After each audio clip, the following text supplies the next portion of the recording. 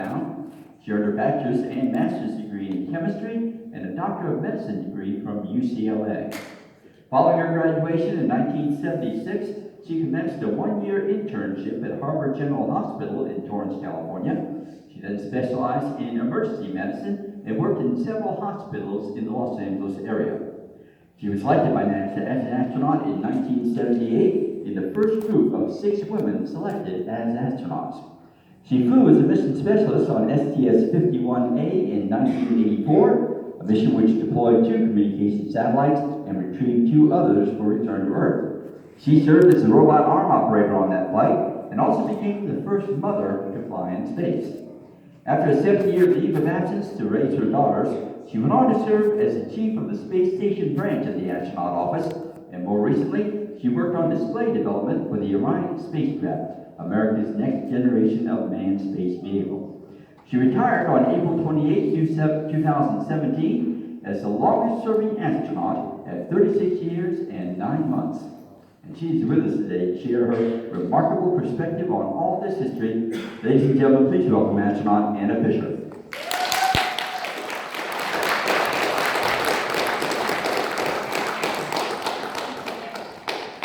Good morning.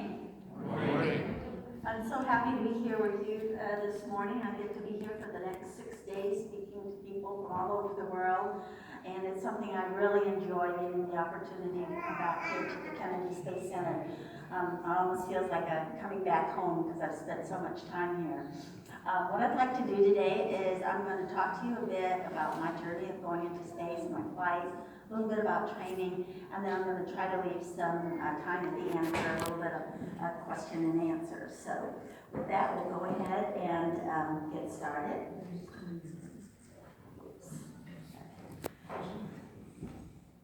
So I was in the first class of astronauts. Well, let me backtrack a little bit. I was 12 years old when I decided I wanted to be an astronaut, listening to Al Shepard's first suborbital launch.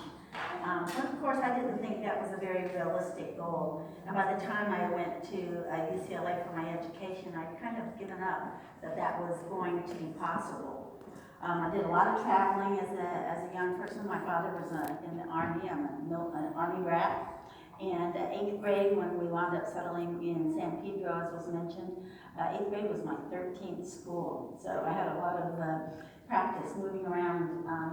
So I went to UCLA, as was mentioned, became a medical doctor, and really found out about the opportunity to become an astronaut just totally by chance.